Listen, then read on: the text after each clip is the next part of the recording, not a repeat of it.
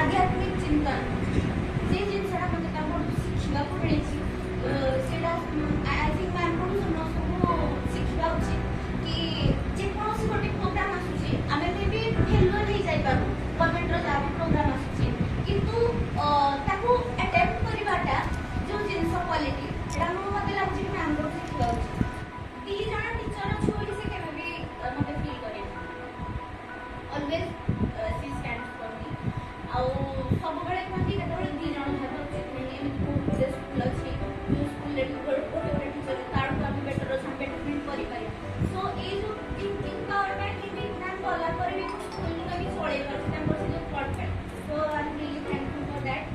ma'am के से जीवा सहित मो माइंड रे सेति की पूर्णता भरि दे जति की तो एक क्लियर किए भी करि पारि आ जीवा रे सबिता एवं मोर आदरणीय भगवान को पाठ को एति प्रार्थना करूची तांकर अवशिष्ट जीवन जेति से सुस्थ एवं भलो भाबे तांकर समय मटु एति भगवान को आपन समृद्धि करबे तापर करे सरकारी प्रधान शिक्षयित्री श्रीमती सविता सर उपस्थित शिलाशिषि महोदय आम सभा सभापति मैडम उपस्थित समस्त शिक्षक शिक्षयित्री आज आम समस्ते जाचे जे आज आम कहीं घर एकत्रित आज जुलाई 31 तारीख दिन राज्य अवसर नहीं आज ଗୋଟେ ସ୍ୱତନ୍ତ୍ର ସତ୍ସଙ୍ଗ ସଂଗଠନ ଅଛି ଏବଂ ସେଇଠି ସେ ତାର ସକାଳ ସମୟ ସନ୍ଦେଶ ଯାଆନ୍ତି ତା ସହିତ ବିଦ୍ୟାଳୟ ଯେତିକି ଆମର ଏକାଡେମିକ୍ କାମ କରିବା କଥା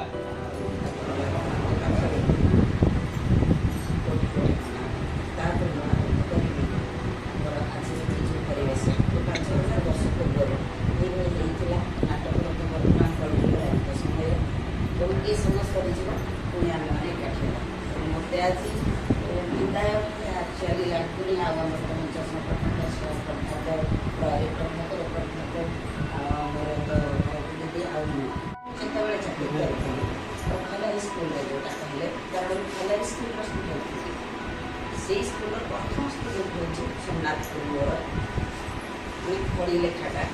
तापर तृतीय पर चतुर्थ क्लास पाठ पढ़ी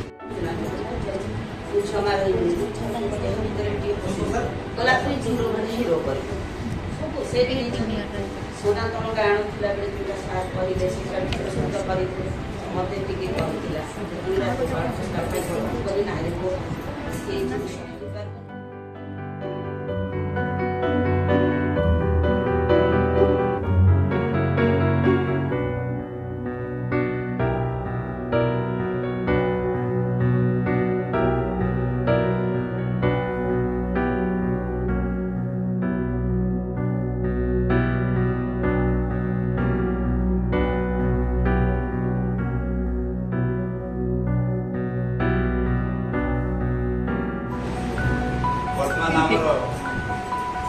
कला प्रेमी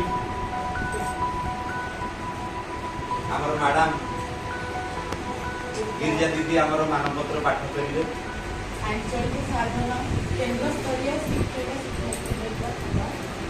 प्रधान शिक्षयित्री श्रीमती सविता साहू संबर्धना करते मानव जीवन अनुभूति केवल वर्ष मास कर्मी जीएनर कर्म एकाकार मानव दुनियार रंगमंच में अभिनय करने बहुत लोक आसते एवं अभिनय सरिला पर सुअमुहर पत्र पर समय स्रोत भाषी रही कागज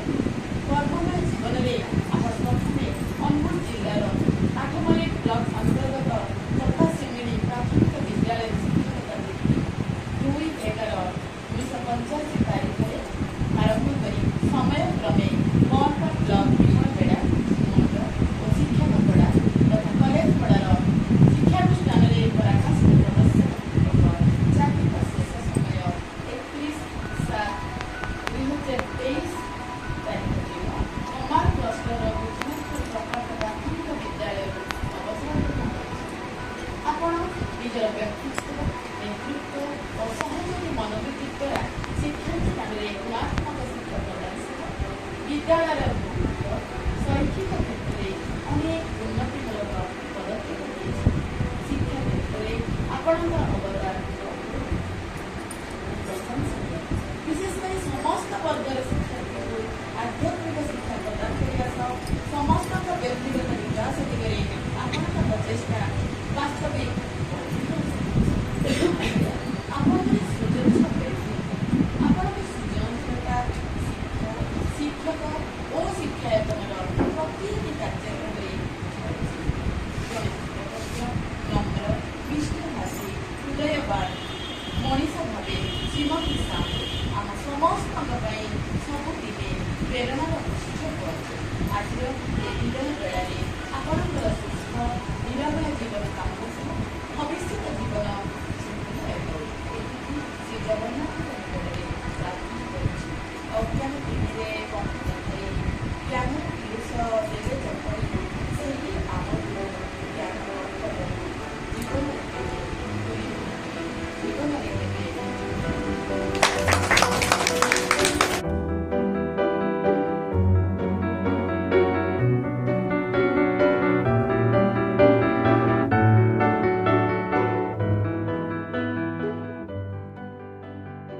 ସ୍ମୃତିର ସୁରଭି ହଜିଯାଏ ସିନା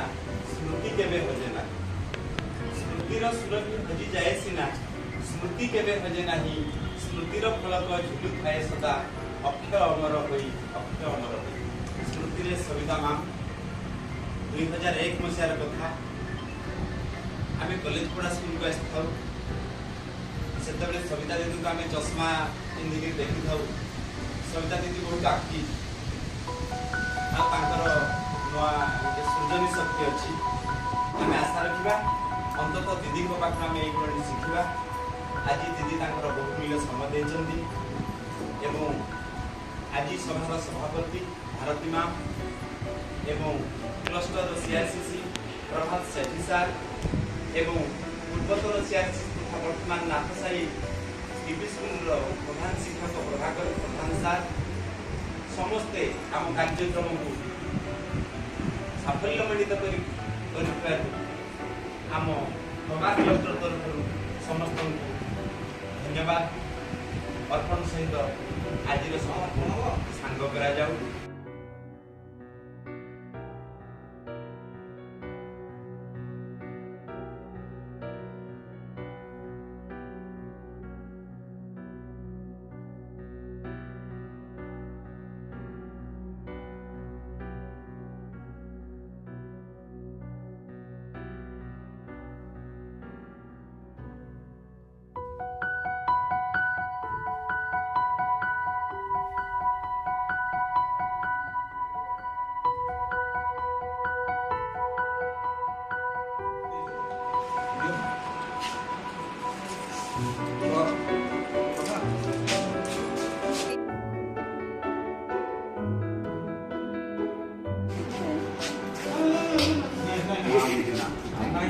ନାଇଁ